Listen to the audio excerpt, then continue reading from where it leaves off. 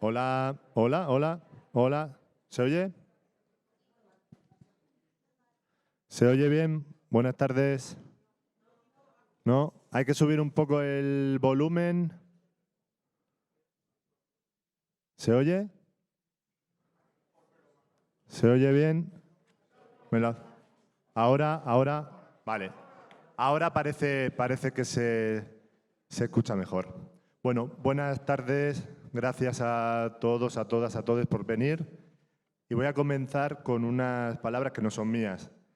Él se dio cuenta, como muchos de nosotros, de que esto no es una guerra política, ni siquiera una guerra cultural, es una guerra espiritual. Son las palabras del secretario de Defensa de Estados Unidos, Pete Hegseth, en el funeral de Charlie Kirk. La extrema derecha lo tiene muy claro. Unas palabras que nos recuerdan, a su vez, a las palabras de Pat Buchanan, un candidato republicano precursor en muchos aspectos de la figura de Donald Trump, que decía: hay una guerra religiosa ocurriendo en nuestro país por el alma de los Estados Unidos. Es una guerra cultural tan crítica para la clase de nación que un día seremos, como lo fue en su momento la Guerra Fría. Año 1992, Convención Nacional Republicana. Terminó la Guerra Fría y la derecha, la ultraderecha, comenzaron a luchar contra el enemigo interior, ¿no? En temas como la libertad sexual, los derechos LGTBI, el aborto, el racismo y la multiculturalidad, el papel de la religión en la esfera pública, unos debates que desde mayo del 68 muchos se consideraban cerrados, en los que la izquierda había conseguido, el progresismo, una posición hegemónica. Y entonces, en el 92, cuando acabaron con la URSS, se decidieron a implementar este programa. Y ahí seguimos, es decir, la guerra cultural no surgió ayer, lleva ya un tiempo, solo que ahora, en lugar de librarse mediante armas convencionales, los medios de comunicación de masa tradicionales, ahora se libran con armas de destrucción masiva, las redes sociales. Pensad por un momento que cada día se producen 500 millones de tweets y 140.000 millones de reels en Instagram, en Facebook, son visionados cada día. Esas son las armas de esta batalla cultural en la que todos y todas estamos, porque no es la izquierda la que define el campo de batalla, normalmente son los poderosos. Y hay que dar esa batalla. Para dar esa batalla, pues esta tarde tenemos una mesa de auténtico lujo. Voy a presentar a sus ponentes en orden de intervención. A mi derecha, Pablo Echenique, yo creo.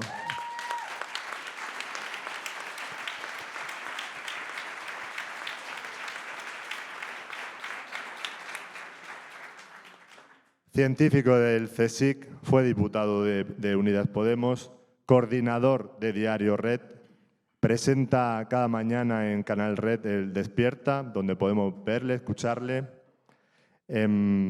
Además de todo esto, es piloto de combate. Yo creo que esta es la faceta que más quiero resaltar. Así es. Y sin esa cobertura aérea, pues estaríamos bastante solos en esta guerra. Gracias, Pablo, por ese fuego a discreción, ahora todas las mañanas.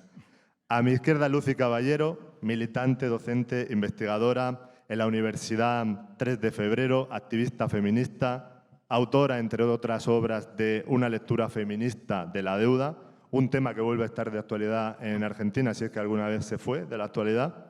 Y bueno, te escuchamos también en Canal Red bastante a menudo, te agradecemos esa colaboración y gracias por estar aquí.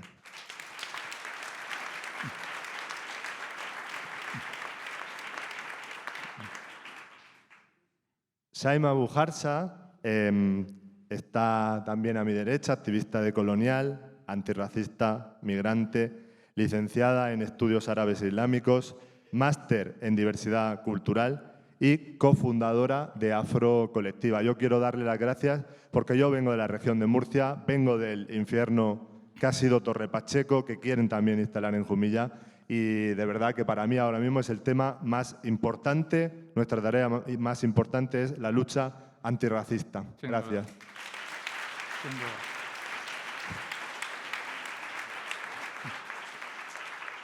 Un poquito más allá, más a la derecha, está Enrique Aparicio, periodista cultural, escritor, autor, junto a Beatriz Cepeda, más conocida como Perra de Satán, de Puedo hablar de mi salud mental, y ya en solitario, de una novela que os recomiendo, La Mancha, maravillosa. Los que somos de pueblo nos sentimos bastante reflejados en esas páginas. Creador de los podcasts Puedo hablar y Maricapáginas, y lo podéis leer también en Público, donde tiene una columna semanal. Hoy lo podemos disfrutar aquí. Muchas gracias.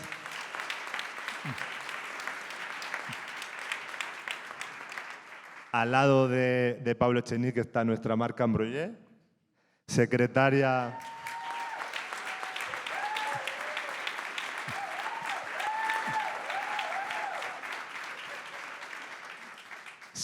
estatal LGTBIQA+ de Podemos, activista ante todo por los derechos humanos del colectivo, desde siempre, desde los tiempos de la clandestinidad, del movimiento homosexual de acción revolucionaria en Andalucía, una historia que podéis ver reflejada en la película de Alejandro Marín, Te estoy amando locamente.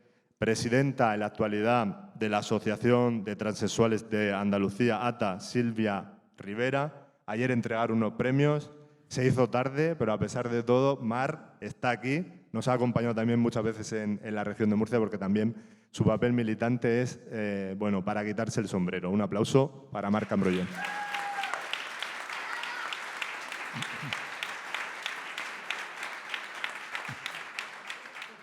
A nuestra izquierda está Sandra Cuña, socióloga, activista feminista, exdiputada, miembro del Consejo Nacional del Bloco de Esquerda, nuestra fuerza hermana en Portugal, parte de la Alianza de la Izquierda Europea.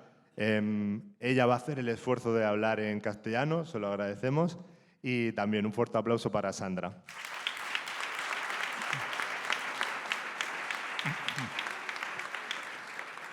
Y por último, desde el nido de ametralladoras, periodista en Diario Red, cazanazis, nuestro Simón Wiesenthal del siglo XXI, el hombre que ha venido a sanear X y otras redes sociales, a limpiarlas de trolls fachas. Es un trabajo arduo, es un trabajo que conlleva sus riesgos. Hace un mes y medio Román sufrió un intento de agresión en la puerta de su casa, y yo de verdad quiero pedir un aplauso lo más fuerte que podáis para Román, y gracias por todo lo que haces. ¡Bravo!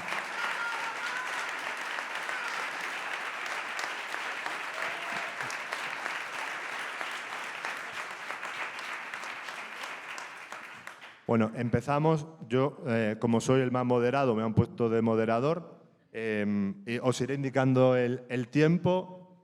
Cuando falten 2 minutos, sacaré la tarjeta azul, ¿vale? 2 minutos, que es lo que le queda a Feijóo. Y cuando quede un minuto, sacaré la tarjeta roja y ya tenéis que ir concluyendo para no irnos demasiado de hora. Podéis hacer preguntas desde ya. Os han repartido unas cuartillas con un bolígrafo. Vamos a seleccionar 2 preguntas por cada participante, porque si no era imposible con tantos participantes responder a todas las preguntas, y después haremos una selección. Si os da igual qué participante puede responderla, pues no pongáis nombre. Si queréis que la responda alguien en concreto, ponéis su nombre, indicáis su nombre. Gracias. Y a continuación tiene la palabra Pablo Echenique. Adelante. Gracias, compañero. Buenas tardes a todos, a todas y a todes. Instruíos, porque tendremos necesidad de toda vuestra inteligencia. Agitaos, porque tendremos necesidad de todo vuestro entusiasmo. Organizaos, porque tendremos necesidad de toda vuestra fuerza. Es un placer para mí estar hoy en la Universidad de otoño de Podemos, cumpliendo el antiguo mandato del compañero Antonio Gramsci. Estamos aquí organizándonos, agitándonos e instruyéndonos, porque esa es la obligación de un militante, de una militante, y la gente de Podemos lo tenemos claro. Últimamente paso tiempo en segunda fila, en la retaguardia, y una de las cosas que más echo de menos es estar con la militancia de Podemos. Y quería empezar por ahí. Si alguien ha entendido que hay que dar la batalla cultural, esa es la militancia de Podemos. Un aplauso para nuestra militancia.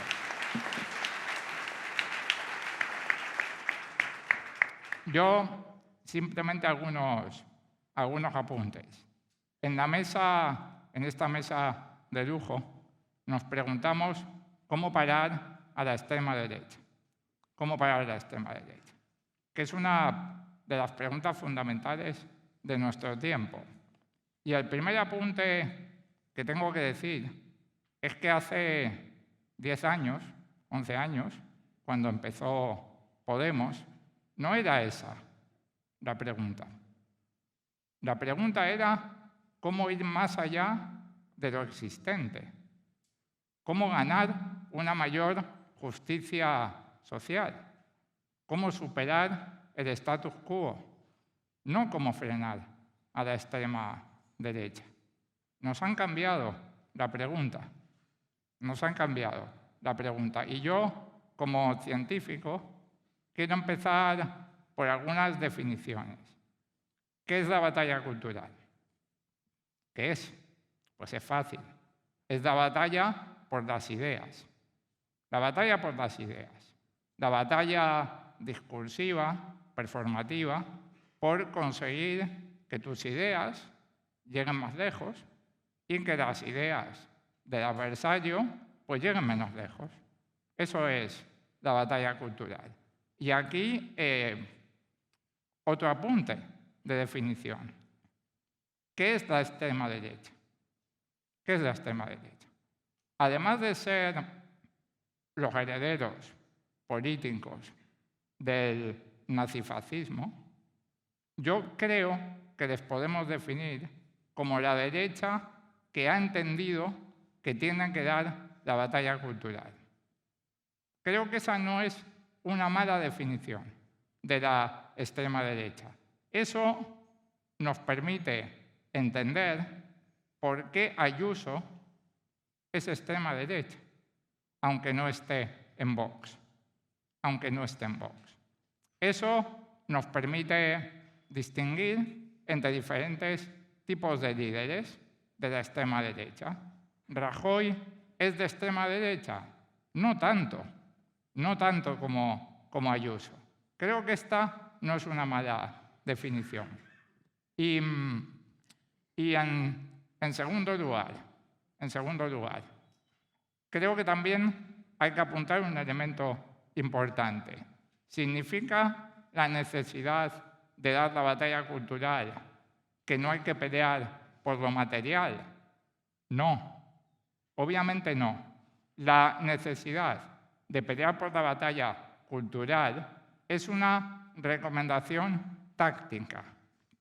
Nos viene a decir que antes de que podamos regularizar a 500.000 de vecinos, tenemos que ganar esa idea en la batalla de las ideas.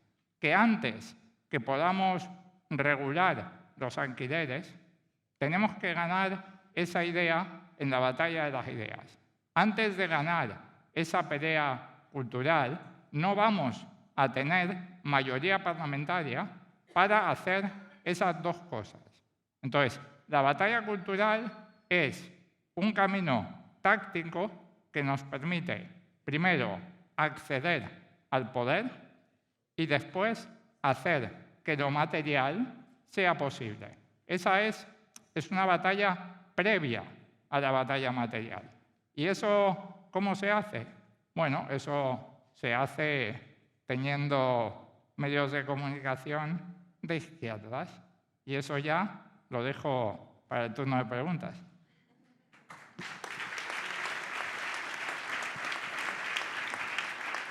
Muchas gracias. Shaima.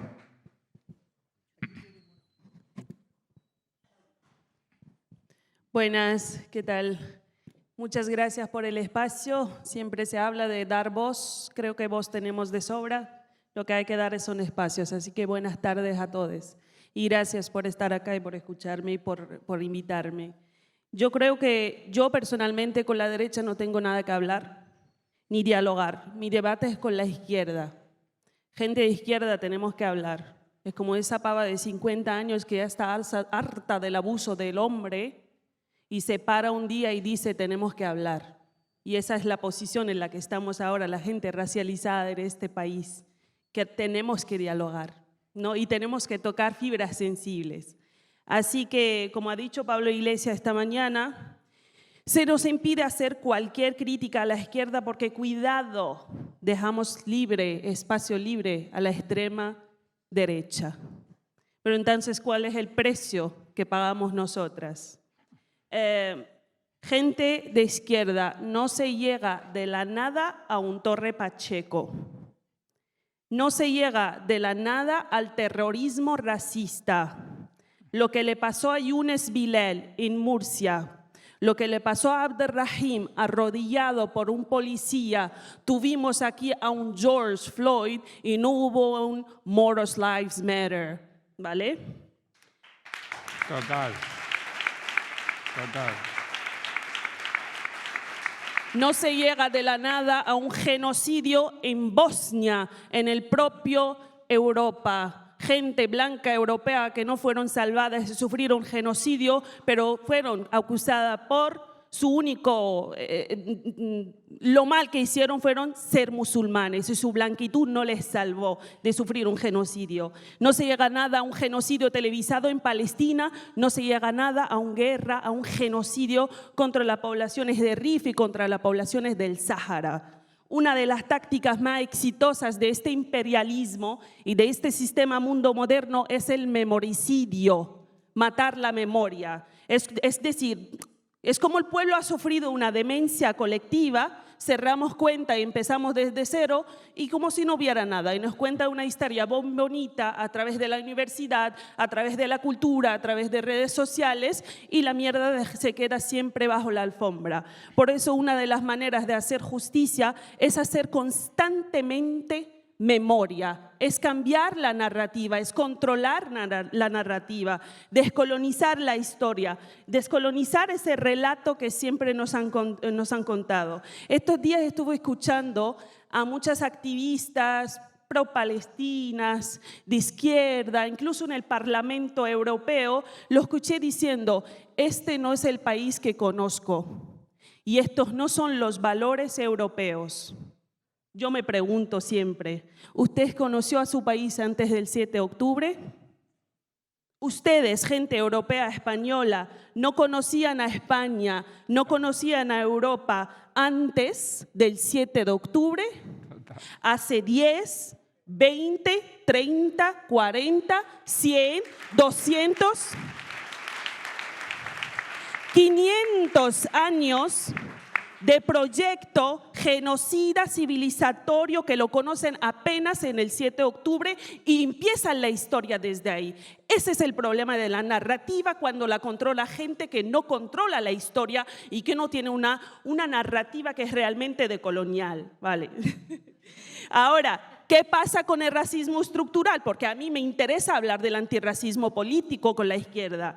¿Qué pasa con la necropolítica fronteriza, la política de muerte en tus fronteras y en mis fronteras europeas? No solo en 2025, el primer trimestre, 1.865 personas fueron asesinadas en nuestras fronteras. Vean los datos que constantemente se están actualizando en Caminando Fronteras. Han muerto en nuestras fronteras la masacre de Tarrajal, la masacre de Melilla con el gobierno más progresista de España, de este territorio. ¿Cómo hemos permitido una masacre en nuestras fronteras? Es más, cómo hemos encubierto los responsables de esta masacre. Y entonces, yo me pregunto, terminando, ¿cómo podemos construir un proyecto realmente emancipatorio? ¿Cómo podemos vencer esa extrema derecha cuando tenemos una izquierda que es cómplice de nuestra opresión y de la muerte de nuestra gente? ¿Cómo podemos hablar? Huriya Buthelja habló de esto. Decía que la clase trabajadora y la gente racializada compartimos intereses comunes, pero ustedes tienen que dejar de ser blancos para que realmente podamos llegar a un lugar común. Tenemos que dejar esa supremacía blanca porque es precisamente la que impide el debate.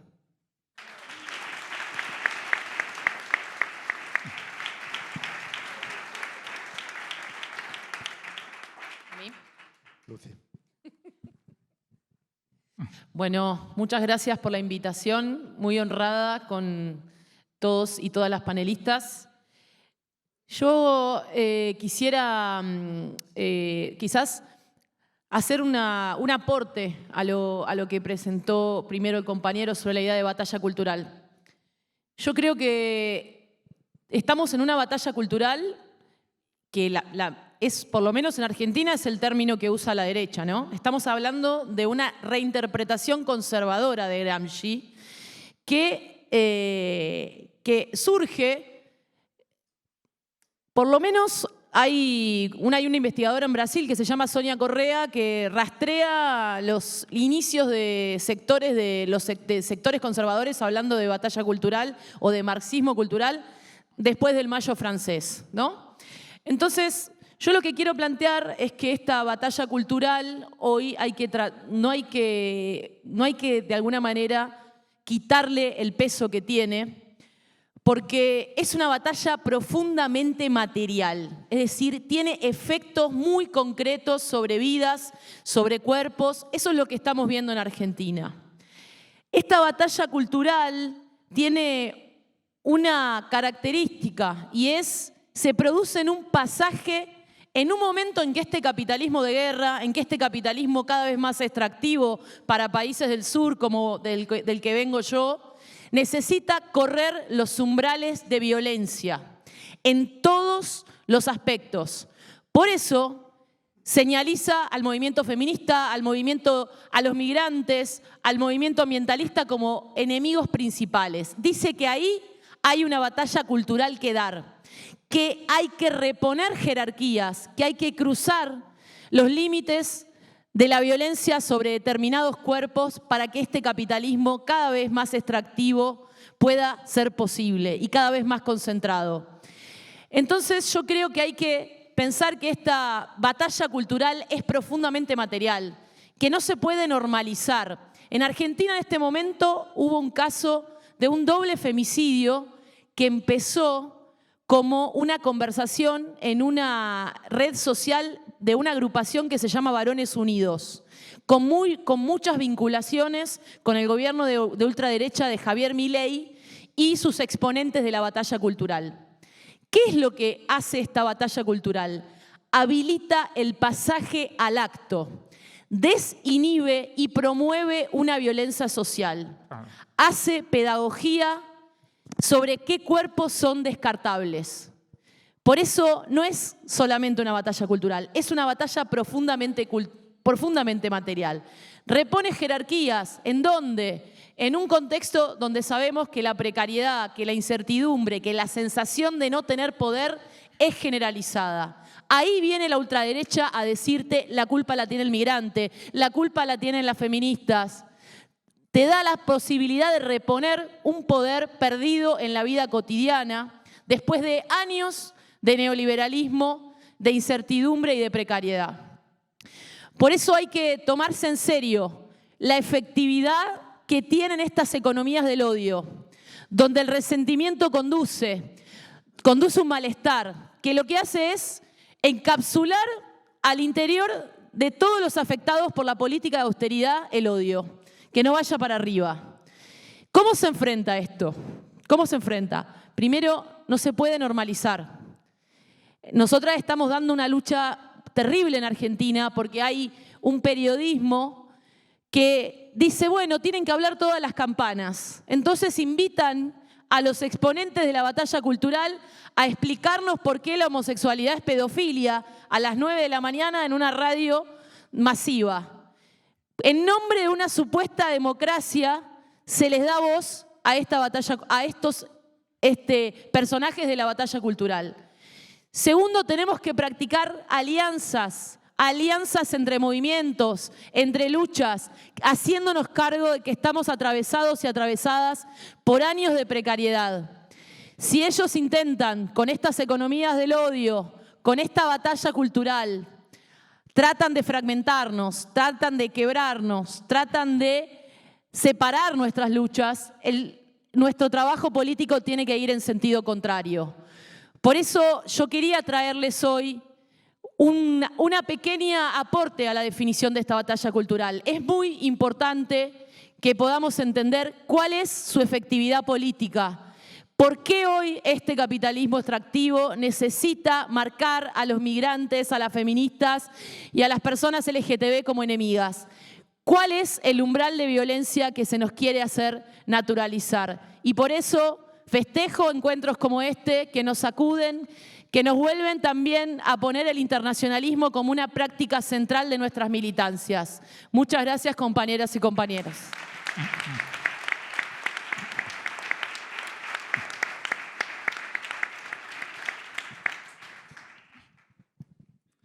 Bueno, buenas tardes. Muy agradecido de que pensarais en este humilde muchachico manchego para formar parte de esta mesa de lujo.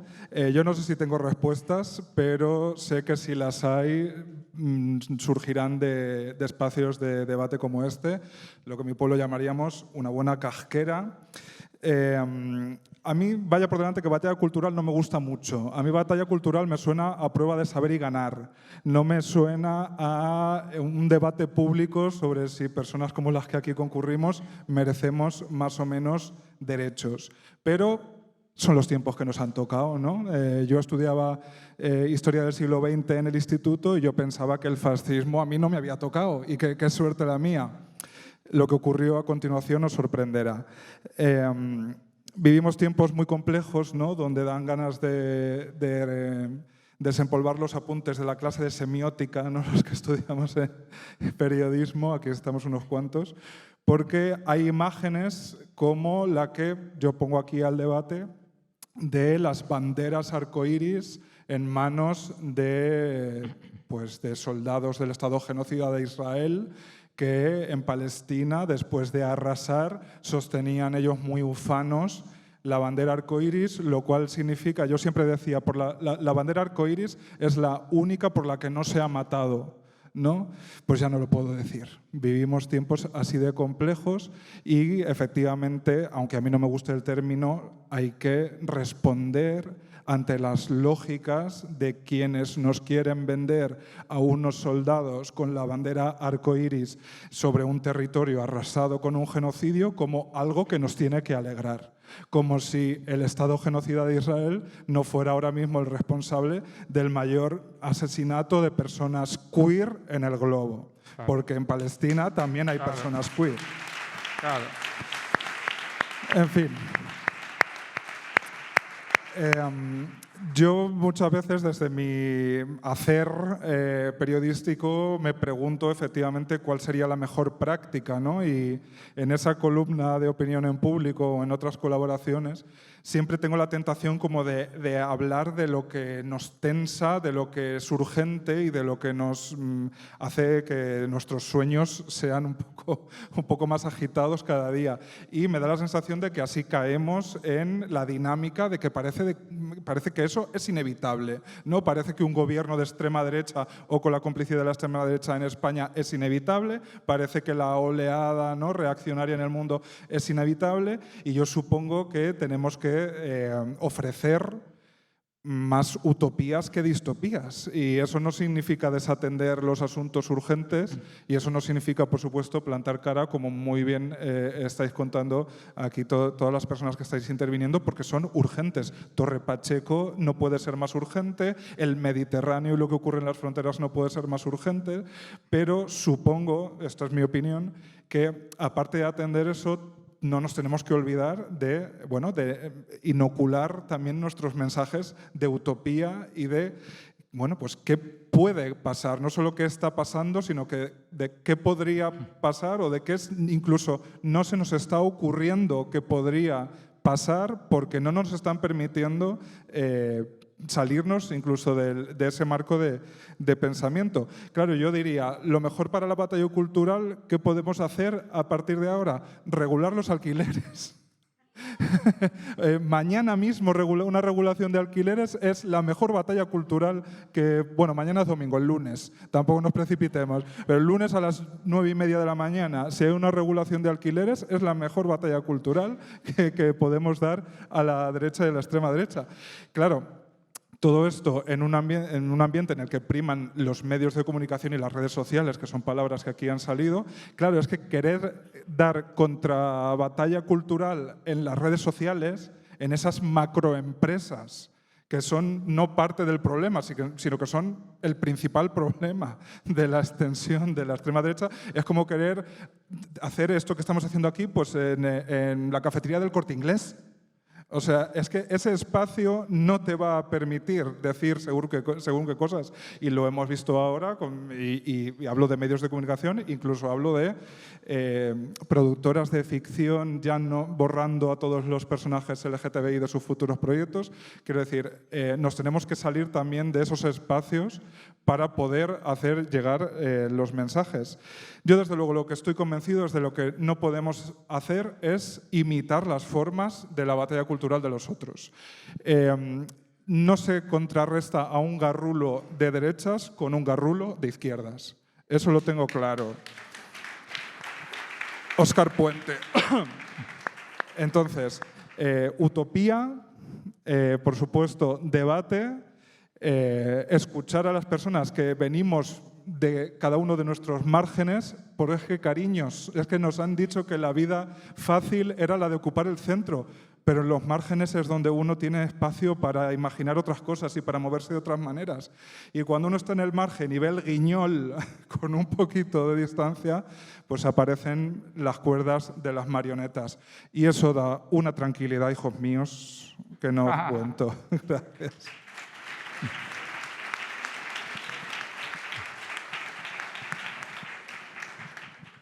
Bueno, pues yo quería también un poco seguir redundando en el tema. Yo creo que es importante la introducción que ha hecho Chenique, también ampliada por la compañera.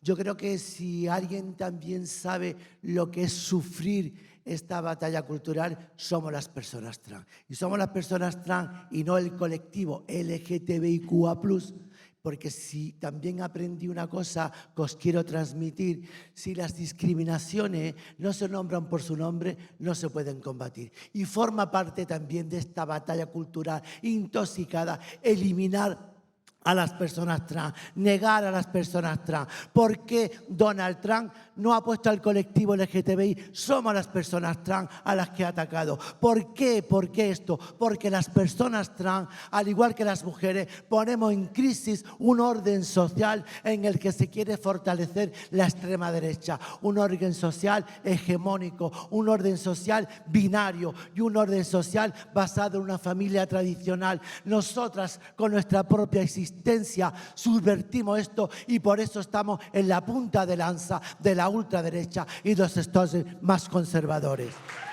Claro.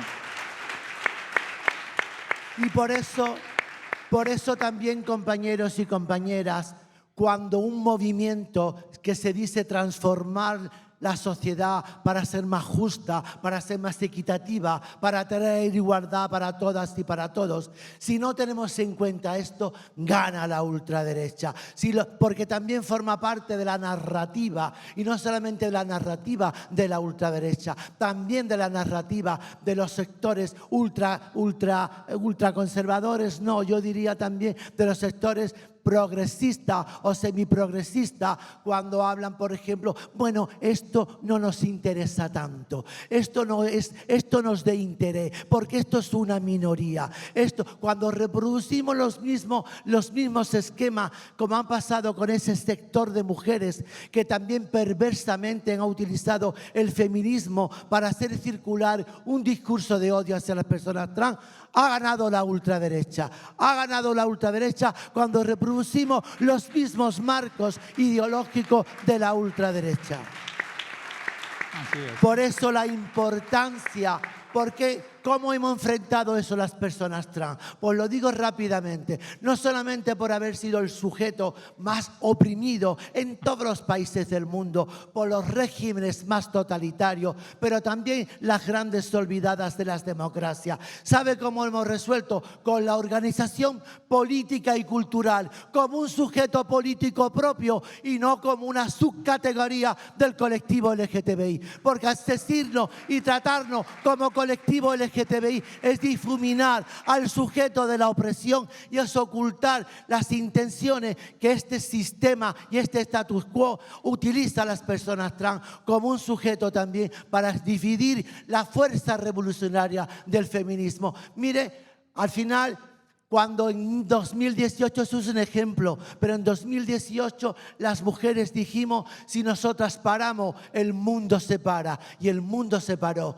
Y los capitalistas y el patriarcado y la ultraderecha miraron rápidamente las cuentas y vieron los billones que habían perdido en una huelga mundial que pusimos las mujeres. Al mismo tiempo, y fue en el año 2019 donde aparece esta guerra cultural contra las personas trans, esa campaña criminal de violencia contra las personas trans. ¿Y para qué? Para romper la fuerza revolucionaria del feminismo. Por eso cuando se ataca a una mujer trans, se está atacando el corazón del feminismo. Claro que sí.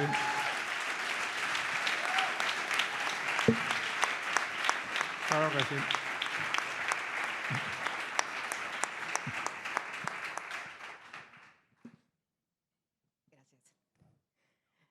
Gracias. Dos notas previas. Yo, como ha dicho Víctor, no hablo muy bien castellano, pero voy a intentar. Tendrán que perdonarme algún atropello a la lengua. Estoy muy contenta de estar aquí con Podemos, el partido hermano del Bloque de Izquierda, con todos vosotros y vosotras, hablando de cómo hacer frente a este tsunami que avanza sobre nuestras democracias, nuestras libertades, nuestros cuerpos, nuestros derechos. En Portugal estamos viviendo en este momento en el ojo del huracán, ¿se puede decir así? ¿Cómo? Del huracán, ok. Estamos a un avance extremadamente violento y rápido de la extrema derecha en Portugal. Quiero empezar nombrando 3 preocupaciones muy claras. Primero, un retroceso de un sentimiento de democracia y solidaridad. Crece la indiferencia, se normaliza la violencia simbólica y material contra las mujeres y la población LGBT y las personas migrantes, claro. El racismo y el sexismo se disfrazan de libertad de expresión y de repente vale todo. Y esto no ocurre solamente en la arena política, lo sentimos en toda la sociedad, en las escuelas, en los patios de las escuelas, en las redes sociales, en los locales de trabajo, en la calle, por todo lado, incluso en los medios de comunicación social. Segundo, una generación de adolescentes cada vez más expuesta a algoritmos que premian el escándalo y la humillación, y es una generación que oscila entre la apatía y la rápida radicalización. Y tercero, una crisis de empatía, porque cuando la gente se acostumbra y normaliza lo insulto, la discriminación, los sufrimientos del otro deja de conmovernos. Esto es el primer paso para la injusticia. Sentimos todo esto ahora mismo en Portugal con grande violencia. Y creo que para responder a esta crisis cultural necesitamos de comprender las armas discursivas de la extrema derecha. Es el primer paso. Y, sobre todo, la inversión de víctima y agresor, porque la extrema derecha nos presenta a los hombres privilegiados como silenciados y las mujeres feministas como censura. El pánico moral, hablan de ideología de género y de adoctrinamiento para generar miedo en torno de la escuela, la sexualidad, la autonomía de niñas, niños y jóvenes. La libertad de expresión como opinión. Sostiene que todo es opinión, incluso el discurso de odio. Apropiación del vocabulario del feminismo. Invocan proteger las mujeres para atacar los derechos de las mujeres y también y sobre todo los derechos de las personas trans para dividir movimientos. Y como se ha ensayado en otros países, ayer ha sido aprobado un proyecto de ley en Portugal, un proyecto de ley del partido de extrema derecha que prohíbe el uso de la burka en Portugal, con el argumento de la autodeterminación de las mujeres. Pero esto no es más que una inmunda instrumentalización de las mujeres para atacar a la comunidad musulmana, a los inmigrantes en general y para promover la xenofobia. ¿Cómo responder? Creo que no hay una estrategia única ni milagrosa. Creo que es un poco de todo lo que estamos todos haciendo ahora. Unir fuerzas en casa y más allá las fronteras. Es tiempo de alianzas eficaces entre partidos de izquierda, entre movimientos colectivos, academia, redes antirracistas, todos y todas que resisten y que quieren resistir a estos ataques.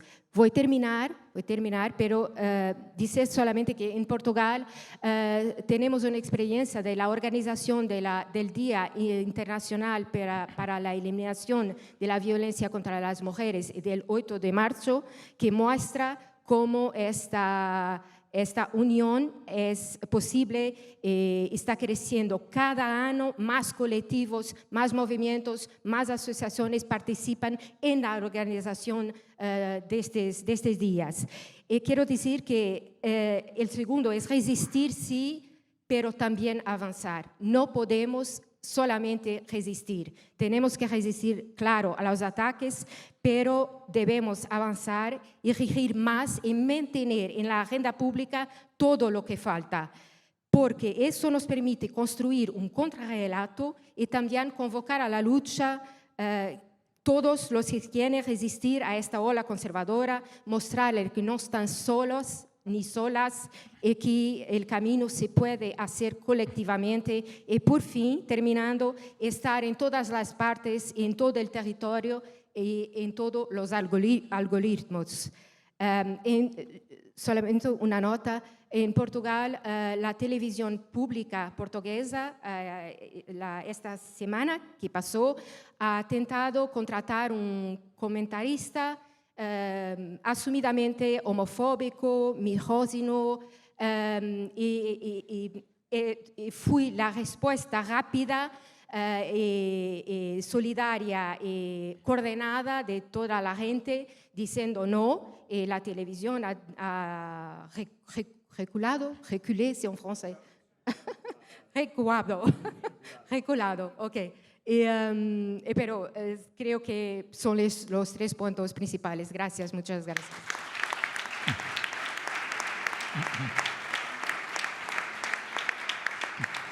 Antes de darle la palabra a Román, todos los que tengáis preguntas, pasadlas para adelante, ¿vale?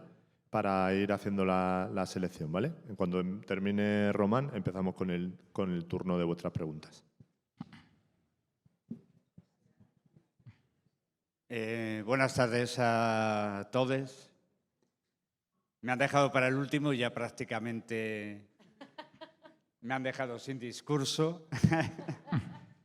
Pero Voy a terminar por donde empezó Pablo Echenique. Cuando nació Podemos, está claro que había unos objetivos, y unos objetivos muy claros. Yo creo que lo que no previmos en aquel momento es que ningún plan de batalla resiste al primer encuentro. Y eso la derecha, que ya había leído a Garasmi, lo tenía muy claro. Y que toda batalla, toda lucha, es un efecto de acción-reacción. Y ahí reaccionaron muy bien. Tenían el dinero y tenían los medios para poder hacernos perder la iniciativa en esa batalla.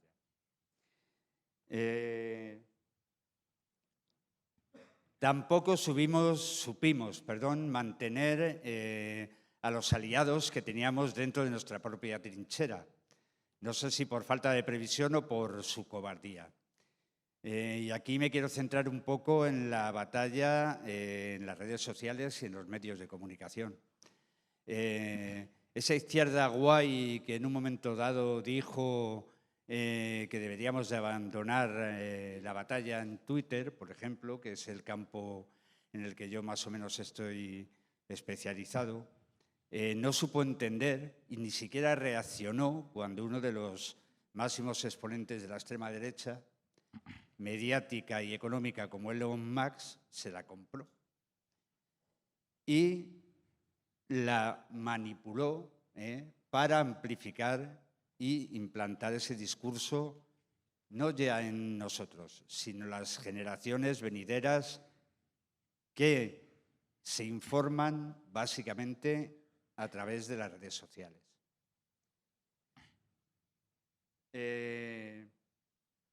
No se puede abandonar ningún campo de batalla. Estoy de acuerdo con el compañero en que tenemos que salir a las calles, organizarnos, pero no se puede abandonar ningún campo de batalla. Un campo de batalla que se abandona cae en manos del enemigo. Y ya hemos perdido la iniciativa y estamos dando pasos hacia atrás. Unos pasos que ahora mismo no nos podemos permitir con la ofensiva salvaje que está instrumentalizando el capital y la extrema derecha a través de las redes sociales para implantar un discurso de odio cuyas armas básicas son la mentira, por una parte, los bulos y el miedo. Últimamente estamos viendo como todos aquellos compañeros de los medios de comunicación, la batalla, lógicamente, no solo se da en las redes sociales. Los medios de comunicación sueltan tantos bulos o tanta desinformación o más que las redes sociales. Pero si os dais cuenta, X es una red social de discurso político que se cita en todos los medios de comunicación. En los últimos años, algo que... O sea, todo ocurre en Twitter. Todo ocurre en Twitter. O tiene un primer paso dentro de esa red social, que luego se amplifica. Por eso tenemos que plantearnos no abandonar las redes sociales y dar ahí también la batalla.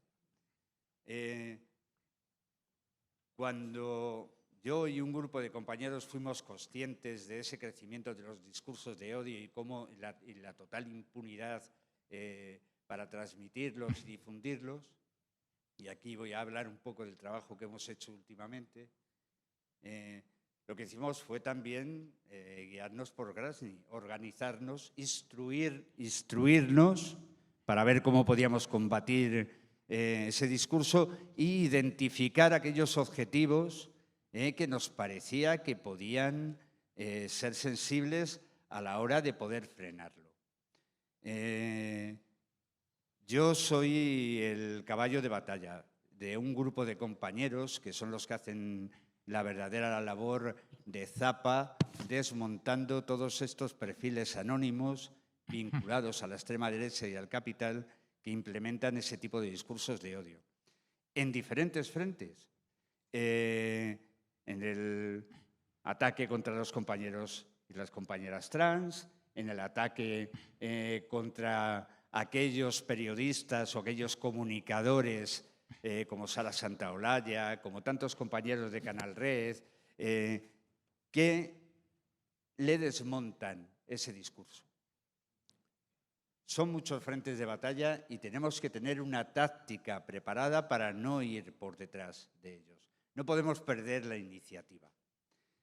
Nosotros pensamos que una forma de combatirlos era quitarle la capucha a muchos de esos perfiles que amplificaban esos discursos, para ver si una vez que se le ponía cara y nombre y tenía consecuencias legales para ellos el difundirlos, actuaban con la misma impunidad.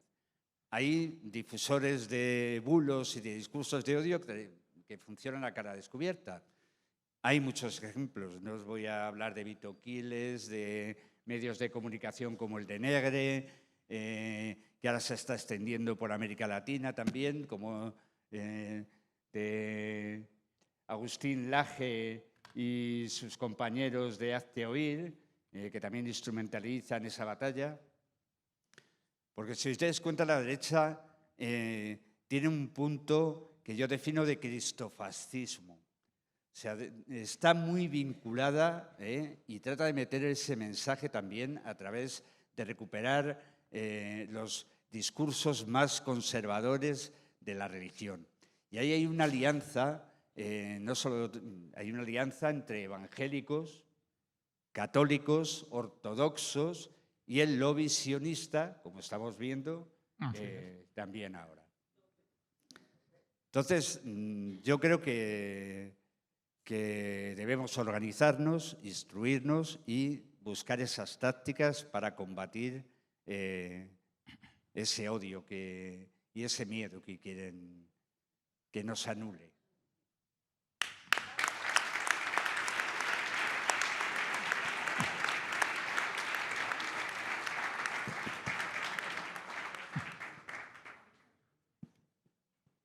Bueno, muchas gracias por vuestras preguntas. Estamos todavía aquí analizándolas en la centralita.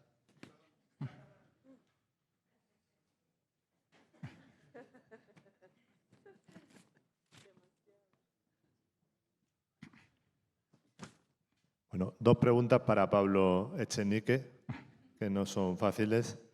Si la derecha y la extrema derecha tienen los medios de comunicación, los jueces, el poder económico, la policía, el ejército, ¿cómo puede la izquierda ganar o aspirar a ganar la batalla cultural? Y la segunda pregunta del compañero Lizardo es parecida. ¿Cuál es la estrategia para ganar la batalla cultural contra la ultraderecha? Vale, pregunta fácil. Joder, vamos a por ello. Vamos a por ello. A ver, primer elemento. ¿Por qué no está perdida la batalla? Si efectivamente ellos tienen todo el dinero, la mayoría de los medios de comunicación, casi todo el aparato del Estado, ¿por qué no está perdida? ¿Por qué llegamos a tener Podemos más de un 20% de estimación de voto? ¿Cómo puede ser? Bueno, el motivo fundamental es que tenemos razón. Esto puede sonar como una afirmación de superioridad moral, pero yo creo que no lo es. Yo creo que, objetivamente, nosotras, para empezar, no mentimos. Para empezar, no mentimos. Decía Mark Twain que él no miente para no tener que acordarse de nada, que es una frase buenísima. Decir la verdad te da grandes ventajas. Grandes ventajas. Y en segundo lugar, no está todo perdido porque, al menos potencialmente, somos más. No somos más siempre, en todas las épocas, porque lamentablemente ellos convencen a una parte de la clase trabajadora, pero potencialmente somos muchas más. Por eso la batalla no está perdida. ¿Qué hay que hacer? Pues hay que combatir a la derecha de frente. Cuando la derecha dice expulsar migrantes, hay que decir regularización para todas. Cuando la derecha dice construir cientos de miles de viviendas, y el PSOE también lo dice, tenemos que decir expropiar las viviendas a los grandes tenedores.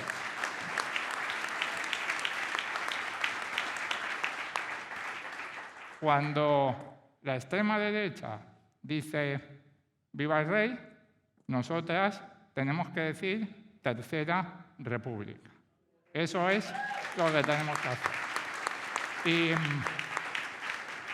Y lo que no tenemos que hacer, que eso también es importante, nos lo enseña María Jesús Montero. El otro día, María Jesús Montero le preguntaba a Yone Belarra, le decía, ¿usted cree que su discurso hace avanzar a la ultraderecha o lo que hace el gobierno? ¿O lo que hace el gobierno? Yone acababa de criticar la nefasta política de vivienda del gobierno. Bueno, ¿qué hace el gobierno? El gobierno ha pactado el CGPJ con el PP. El gobierno ha protegido a los toros.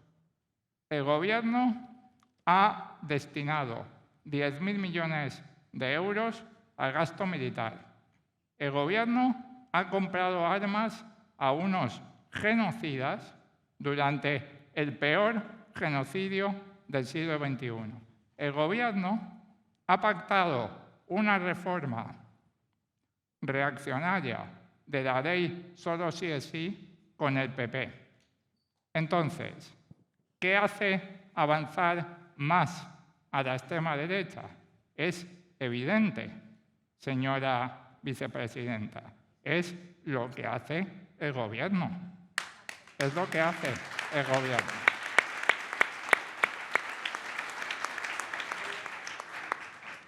Y por último,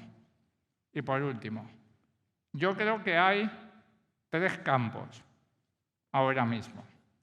Está el campo de la extrema derecha, que entiende la batalla cultural. Está el campo de una parte de la izquierda que entendemos la batalla cultural. Y está el campo de que se quede todo como está. Que se quede todo como está. Y de ese campo de que se quede todo como está, forman parte tanto una parte del PP como buena parte del PSOE y algunos partidos aliados del PSOE. Y con esto quiero acabar, pero creo que es importante. ¿Qué está haciendo ahora el campo, vamos a llamarlo, progresista? Está diciéndole a la gente que todo va bien, que el PIB sube, que el desempleo baja, que tenemos el gobierno más progresista de la historia, al mismo tiempo que hacen políticas de derechas, que la gente no puede pagar la vivienda y que la gente no llega a fin de mes. Esa receta es la receta para que llegue la extrema derecha.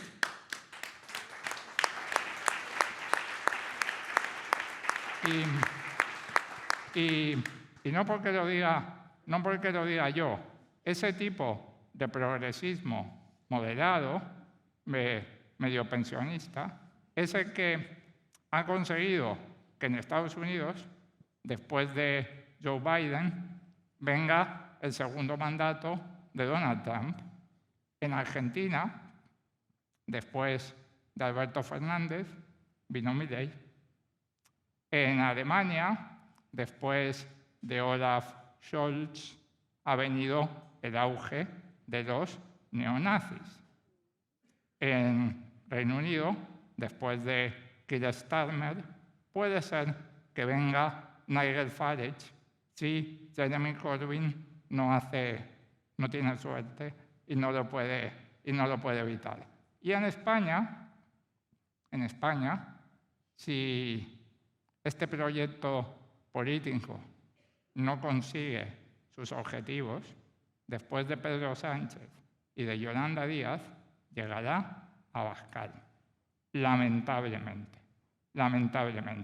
Por eso tenemos no solamente que debatir estas tácticas, sino también llevarlas a la práctica. Por eso, pues es un lujo haber compartido por primera vez mesa de debate con Román, porque poca gente ha llevado eso a la práctica, jugándose además la integridad personal como el compañero Román.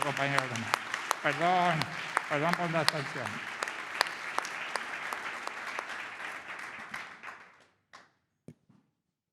Shaima, 2 preguntas. Imagínate, sube el salario mínimo, regulamos los precios del alquiler, seguimos avanzando en reducir el paro, pero bueno, en 2 años España sigue siendo un país bastante racista, con muchos racistas, un discurso racista que está a flor de piel, machista, transfobo. ¿Gana la derecha o gana la izquierda en ese escenario? Y la segunda pregunta, la derecha está ejerciendo violencia política, yo diría que también física, contra los colectivos más vulnerables.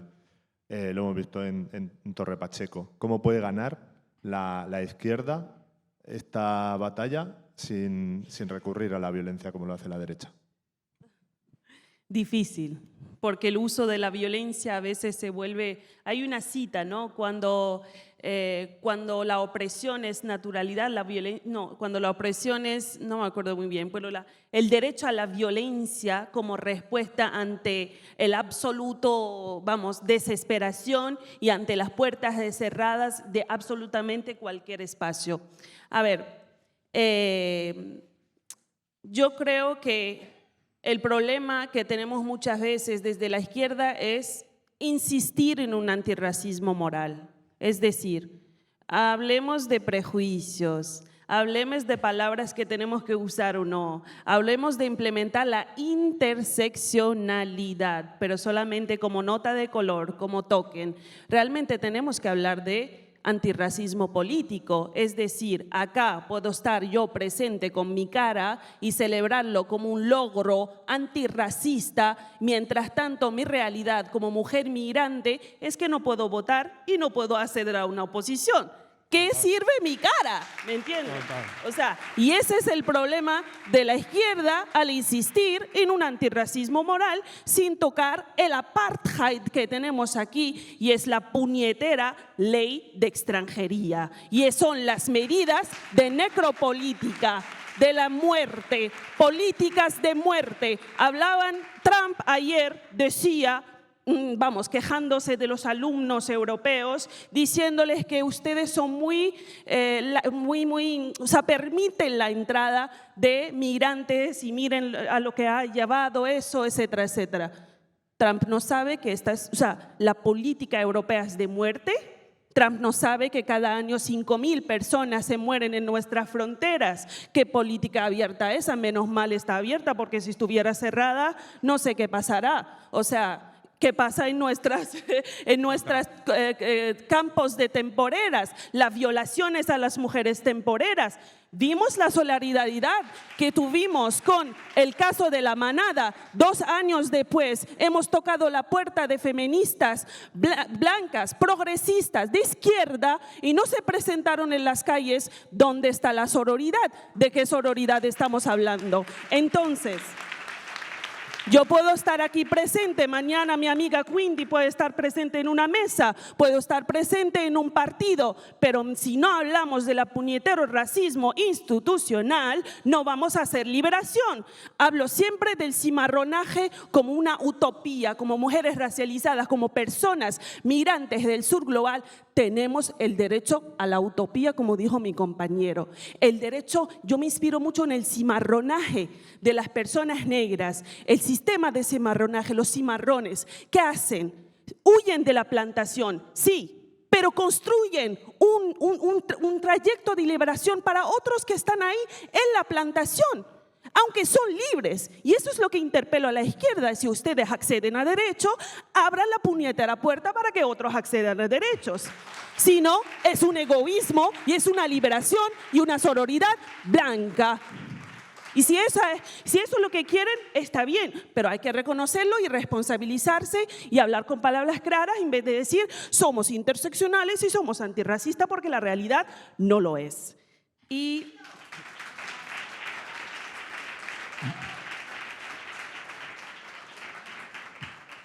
yo creo que para luchar contra esa batalla, que es una batalla infinita, que no se limita solamente en las redes sociales, el antirracismo no es solamente una cuestión esporádica, hagamos una mesa de antirracismo, no, tiene que estar la perspectiva en la vivienda, tiene que estar la perspectiva en el antirracismo, tiene que estar la perspectiva cuando hablamos de políticas queers, tiene que estar la mirada no blanca y la mirada racializada. Cuando hablamos de la violación, cuando hablamos de las putas, necesito que estén aquí en el debate.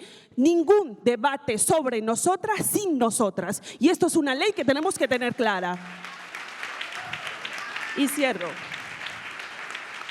Yo digo que no hay que conformarse. Os digo algo. Nosotras somos, yo no soy de la generación Z, soy millennial, pero bueno, me inspiré, ¿no? Somos una generación que se ha politizado muchísimo con unos personajes tremendos y tenemos el privilegio de acceder a sus libros y a sus escritos.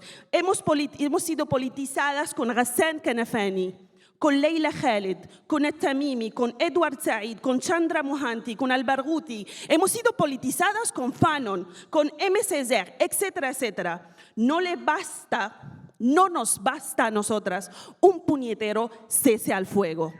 No nos basta un antirracismo moral. No nos basta un acuerdo de no paz, un acuerdo de guerra para que cerremos el debate sobre Palestina. El debate sobre Palestina no empieza el 7 de octubre y termina la semana pasada con un acuerdo de no paz. Queremos liberación, no queremos inclusión, diversidad, cotas de color, queremos liberación, justicia y sobre todo reparación, porque sin reparación no se llega a nada. Tenemos un lema en Afrocolectiva, es que nuestra mera existencia es resistencia. Resistimos con el cuerpo y resistimos con la voz. Y termino con un medio chiste, ¿no? Nunca, jamás confíes en un premio de Nobel.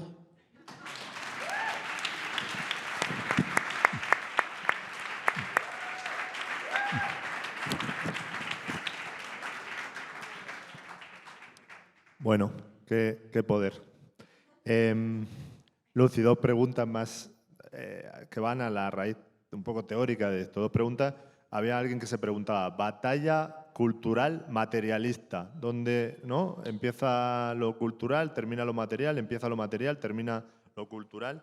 Y otra pregunta, ¿cómo podemos hacer para lograr esos objetivos materiales mediante la batalla cultural? Por ejemplo, se plantea, ¿no hubiera sido mejor dar la batalla material para reducir la jornada laboral que seguir insistiendo en esta batalla cultural?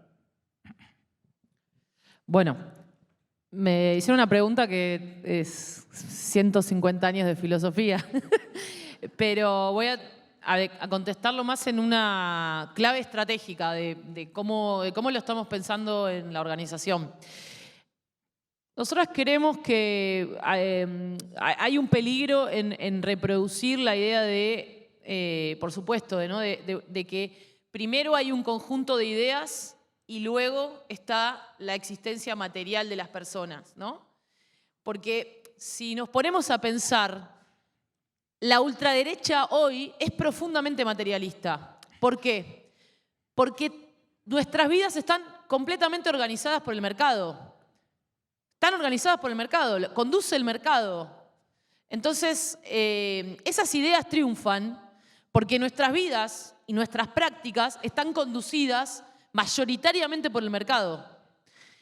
Y eso es importante, porque a mí me parece que no sería tan efectivo que la derecha tenga los medios de comunicación, el monopolio de la violencia, eso es histórico. Sin embargo, durante toda la historia han nacido y han habido movimientos que incluso en esas condiciones han generado grandes estallidos y grandes procesos de sensibilización.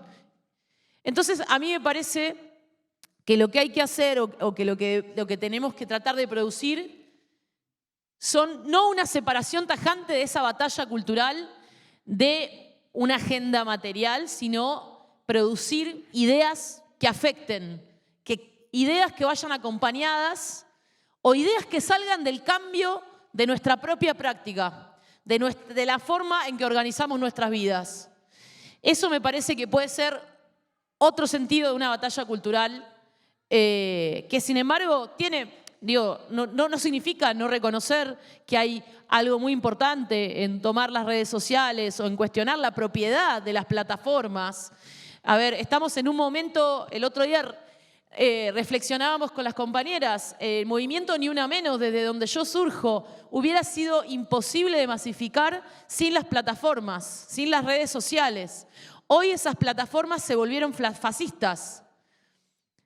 Tenemos que cuestionar la propiedad de las plataformas, tenemos que cuestionar el espacio digital, ocuparlo, disputarlo, sabiendo que para las mujeres, para las travestis, para las personas trans, para los migrantes, ese espacio es un espacio de circulación o de dinamización del odio. Pero lo que digo es, tenemos que producir ideas y formas de dar esa batalla que estén profundamente ancladas en prácticas políticas que disputen la manera en que hoy, efectivamente, nuestras vidas están organizadas por el mercado. No podemos tener grandes proyectos de batalla de ideas sin disputar muy concretamente y con prácticas políticas cómo la materialidad de nuestra vida produce un pensamiento. Entonces, creo que es un poco esa idea, ¿no? Me parece que tenemos que ir por ese lado y porque, vuelvo a decir, hoy creo que si esta ultraderecha lo que está diciendo es que la cultura es economía. La cultura es economía y lo que están diciendo es que el mercado, es que el neoliberalismo ganó, ya organiza la vida de las personas. Y es sobre ese terreno que también tenemos que disputar. Gracias.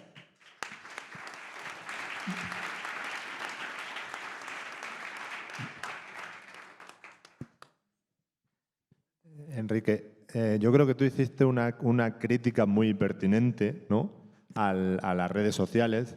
Y había alguien que preguntaba, ¿cómo podemos dar la batalla cultural en redes que son controladas por nazis como Elon Musk o derechistas como Mark Zuckerberg, ¿no? En tu caso, que no eres tan activo a lo mejor en ciertas plataformas sociales, ¿cómo das tú esa batalla cultural? Y la segunda, en territorios como Extremadura, donde la desigualdad, la despoblación son caldo de cultivo para el discurso de odio de la extrema derecha. Esto es igual en Castilla-La Mancha, es igual en Murcia, en otros territorios. ¿Cómo podemos responder con políticas concretas y esperanza real y acciones y no solo con consignas? Pues otras dos preguntas sencillísimas que os agradezco. Yo a la primera tengo una respuesta muy clara y muy concisa. Yo soy un pedazo de cobarde. A mí las dos primeras amenazas en Twitter me sirvieron para huir. Quizá porque, bueno, cuerpos como el mío tienen el recuerdo de lo que Pedro Lemebel llamaba cicatrices de risas en la espalda, ¿no? Y es verdad que las redes sociales, que por otro lado yo creo que a nuestra generación, yo también soy millennial pata negra, del 89, las redes sociales son nuestros cepelines. Quiero decir, tuvimos la tecnología antes de entender lo que podíamos o no podíamos hacer con ella y estamos pagando el precio. O sea, Twitter es nuestro Hindenburg, ¿no? Es el Zeppelin que se estrelló porque la tecnología, o sea, Internet llegó como un campo de posibilidad, se convirtió en las redes sociales y esas redes sociales se convirtieron en macroempresas controladas por fascistas y efectivamente yo no creo que haya que abandonarlas. Tampoco digo que contéis conmigo el primero, la verdad. Agradezco mucho a la gente que sí que dais la batalla, pero efectivamente yo creo que hay otras formas y que son complementarias y que también la manera de gestionar nuestra presencia digital, nos guste o no nos guste, es central en lo que pase con la humanidad. Quiero decir, la relación que el ser humano actual tiene con las pantallas, que nos están empequeñeciendo la capacidad de atención, por ejemplo, y la capacidad de reflexión, es que eso es abono para la extrema derecha, porque vale el impulso, vale el estímulo constante, vale la emoción fácil y todo eso es, pues, escuchar a Mussolini. Es que todo eso es lo que Mussolini o Hitler hacían. O sea, ¿estoy llamando a Mussolini el TikTok de su época? Pues ahí veo algunos parecidos. Entonces, no tengo una respuesta, no soy tan lista, lo siento, pero creo que también cuidarnos colectivamente, también en nuestra presencia digital, y yo aquí no tengo que nombrar a Cristina Fallarás, creo que es parte fundamental de la estrategia que también tenemos que construir. Entonces, bueno, pues tenemos que ver cómo generar espacios más sanos también para nosotros en esos espacios. Después, claro, es que yo vengo de un pueblo de 2.000 habitantes de Albacete y a mí se me cae el alma, parezco Sergio Dalma, ¿no? De repente, se me cae el alma a los pies cuando yo voy a mi pueblo, que es Alpera, y sigo viendo tractores engalanados con las banderas de España porque participaron en esas tractoradas convocadas por Vox, porque resulta, queridos míos, que Vox es quizá el único partido nacional que sí les ha hablado de tú a los agricultores de mi pueblo, incluyo a mi padre, que ellos somos de familia de campo de toda la vida, y sí han tenido una estrategia exitosa para llegar a esa gente. Y les han dicho,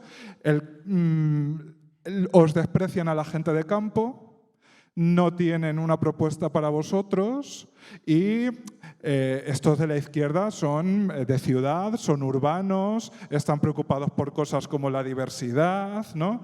Claro, lo segundo, pues cariño, yo he nacido del campo como en Amanece que no es poco, o sea, yo he salido de la tierra. Hola, ¿qué tal? La diversidad también existe en lo rural, soy el vivo ejemplo, pero a la primera parte no les puedo contestar porque efectivamente Vox sí se ha referido de una manera directa al entorno rural, aunque sea para intoxicarlo. Entonces, pues, ¿qué tenemos que hacer? Pues, efectivamente, tenemos que entender que la España, me da igual el epíteto, vacía, vaciada, olvidada, dejada de la mano de Dios, diría mi madre, ahí también estamos nosotros.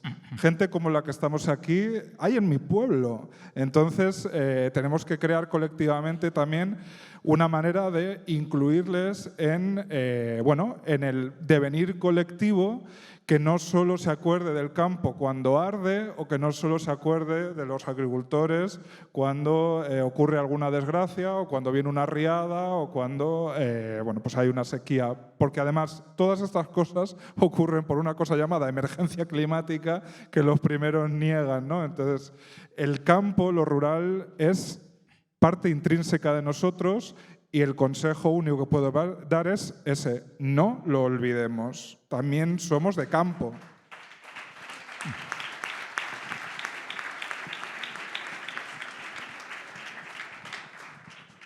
Bueno, como nacido en un pueblo de menos de 1000 habitantes, secundo todo lo que has dicho.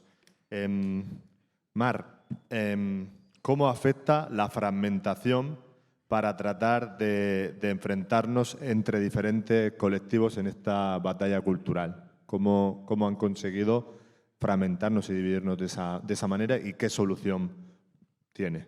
Hombre, yo creo, desde mi propia experiencia práctica, yo no soy trans, después clase trabajadora y después esto. Yo soy un todo y soy una mujer trabajadora, soy antifascista, soy anticapitalista, pero también soy transfeminista. Creo que lo importante, lo que quieren ellos es fragmentarnos. Yo creo que la estrategia de dividir la fuerza revolucionaria golpeando al colectivo trans, creo que es una iniciativa. De todas maneras, yo creo que es importante que sepamos esto, la militancia, que sepamos distinguir, que el feminismo jamás puede ser un vehículo para hacer circular un discurso de odio contra las mujeres trans, o sea, contra un grupo vulnerable.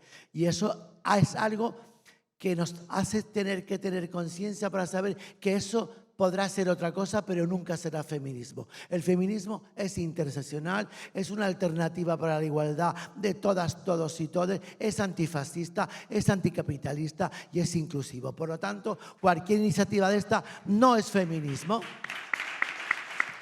¿Qué podemos hacer también para esto? Pues lo importante que podemos hacer para esto es no llamarle nunca una parte del feminismo. Mira, cuando estábamos con la ley trans, a mí muchas veces los periodistas me preguntaban: Mar, ¿qué piensa de esta parte del feminismo? Y yo siempre les dije: no hay ninguna parte del feminismo que odie a las personas trans. Esto es un grupo de mujeres transodiantes que están en los mismos marcos ideológicos que la ultraderecha. Arranquémosle de la palabra, porque también es una estrategia desmontar y arrancarle de las bocas la palabra feminismo. El feminismo nunca puede ser transexcluyente y mucho menos transodiante.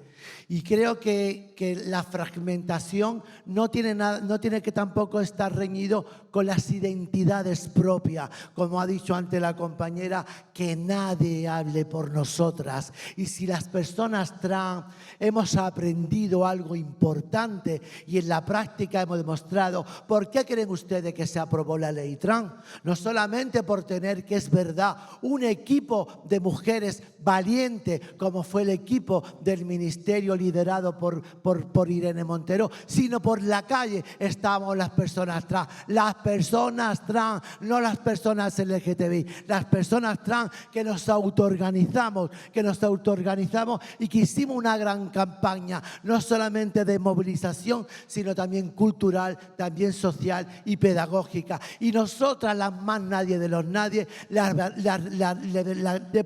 le vencimos el pulso al Partido Socialista. ¿Es posible? Es posible. Y además, precisamente, compañeras, si nos odian tanto a las mujeres, si odian tanto al colectivo LGTBI y a las personas trans, os diré por qué. Y aquí sí que estoy también de acuerdo con lo que ha dicho Chenique. No está todo perdido, por eso están nerviosos, por eso esta batalla, porque hay dos movimientos a nivel mundial que sin el ejercicio de la violencia, sin el ejercicio de la fuerza, ya hemos ganado una gran batalla. Y somos las mujeres y es el colectivo LGTBI. Por eso están de uñas con nosotras. Porque hoy la igualdad entre hombres y mujeres es incuestionable, lo mismo que los derechos humanos del colectivo LGTBI. Por eso nos ataca, por eso también molestamos a los amigos de Pedro Sánchez, las mujeres. Por eso también molestamos las personas trans, a Carmen Calvo y a sus amigas.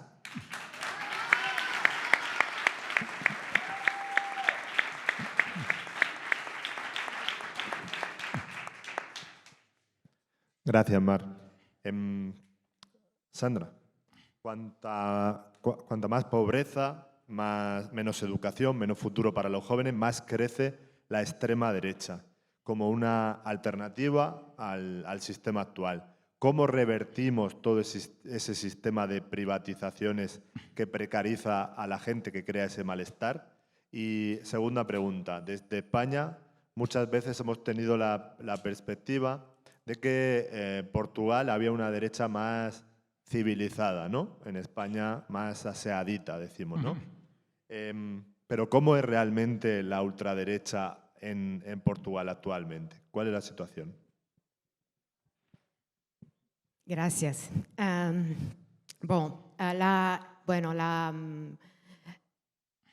Comprendo esta imagen que tienen de Portugal de una derecha más moderada, pero en este momento, con la extrema derecha en fuerza en el Parlamento, hemos tenido las elecciones locales este mes. La extrema derecha se ha implantado ainda más en todo el territorio. Con esta extrema derecha, nuestra derecha tradicional se está radicalizando también, claro, como acontece normalmente. Así que estamos, por ejemplo, el proyecto de ley que ha hablado de la prohibición de la burka es un proyecto de ley de la extrema derecha, pero ha sido aprobado por la derecha tradicional. Así que en este momento estamos, es por eso que decía que estamos viviendo ataques muy violentos, ataques a los derechos laborales, ataques a las condiciones de vida, y que normalmente son, ¿cómo debo decir? Quiero decir que los ataques a los derechos individuales, a las libertades, a la democracia, sirven también como arma, como instrumento para la extrema derecha, porque mientras estamos discutiendo los ataques a estos derechos, la prohibición de la burka, los ataques a la educación sexual en las escuelas, ellos están atacando los derechos laborales, están dando burlas fiscales a los investidores inmobiliarios, ainda más burlas fiscales, están haciendo poniendo en práctica toda la agenda de la derecha y de la extrema derecha,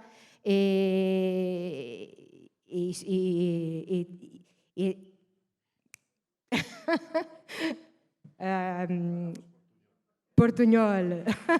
Ok. Pero gracias. Estamos, es por eso que es una arma, un instrumento para la extrema derecha, porque es un poco como Marx decía, para la religión es el opio del pueblo, es que nos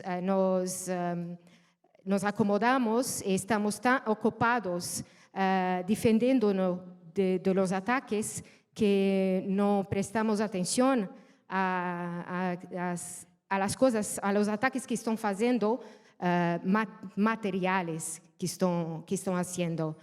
Creo que es, como decía, creo que lo importante en este momento, lo principal es la unión. Es tenemos la capacidad de ultrapasar lo que nos divide y unirnos en torno de lo que nos une, y eso es la resistencia a la extrema derecha, pero decía también de ir más allá de la resistencia, porque si no, damos pasos atrás. Tenemos siempre que ir más allá y que irrigir todo lo que no está hecho. La primera pregunta era ¿qué? Wow, es la pregunta de 1 millón de euros. ¿Cómo revertir? Es precisamente haciendo lo que estamos haciendo. Es resistiendo, pero avanzando también. Porque solamente en solidaridad, en unión, intentando avanzar, tenemos alguna posibilidad de revertir. Y no creo que sea en Portugal, no será para breve. Esto creo que ainda va a piorar antes de mejorar, pero tenemos que nos mantener firmes. Es eso.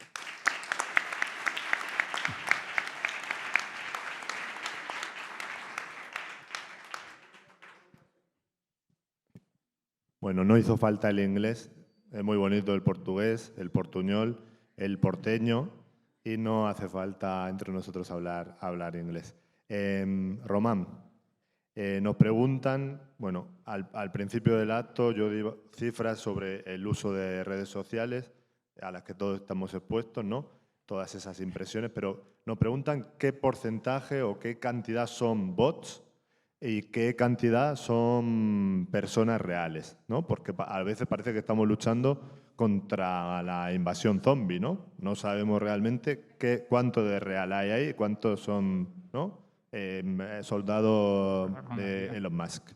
Y bueno, nos preguntan naturalmente cómo te encuentras después de esta situación que viviste y te dan ánimos.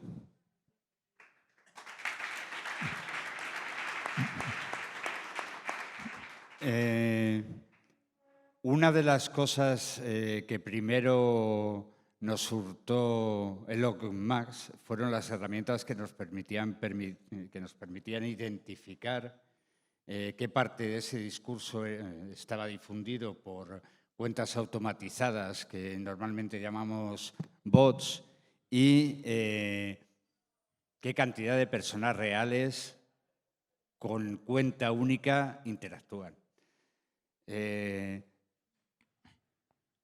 Yo estuve trabajando un tiempo con Julián Macías, que seguramente mucha gente que esté aquí lo conozca, un experto en redes sociales, que ya alertaba hace tiempo que si caía en manos de... Aunque era un problema que ya existía, en el momento en que cayó en manos de Elon Musk se agudizó y ahora mismo no nos permite Twitter implementar herramientas que puedan diferenciar lo que es un bot de lo que es un usuario real. Parte de la tarea que hacemos nosotros es tratar de identificarlos, pero esas herramientas que antes nos permitían analizar miles de bots han desaparecido. Ahora tenemos que identificarlos muchas veces uno a uno y eso es una tarea imposible. Aparte, otra de las herramientas que ha eliminado Elon Musk son las herramientas de moderación del discurso. O sea, los discursos de odio, aunque parezca lo contrario, están prohibidos en Twitter. Y lo primero que hizo fue eliminar todo ese departamento que se preocupaba de regular o de desactivar ese tipo de cuentas. Nosotros también tenemos un equipo que se dedica a denunciarlas. ¿Qué es lo que pasa? Que nos detectan antes a nosotros, cuando llevamos cierto tipo de reportes sobre cuentas, ya nos identifican, saben que nos dedicamos a eso y normalmente a los que nos eliminan las cuentas ya no admiten nuestros reportes. ¿Y la otra pregunta, perdona? ¿Cómo estás? Bueno, bien. El miedo no se te quita nunca de encima, aunque lo controles. El miedo también es una buena herramienta, sobre todo para prevenir. A quien ha afectado realmente es a mi familia. Yo digamos que ya había asumido que esto podía pasar y estaba preparado. Pero las consecuencias que tiene para tu entorno esas no las calculas nunca. Y a pesar de que ya ha pasado tiempo, yo, por ejemplo, mi mujer todavía le cuesta ir sola al trabajo, tengo que acompañarla muchas veces. Y esa sensación de peligro, pues es difícil que desaparezca. ¡No estás solo!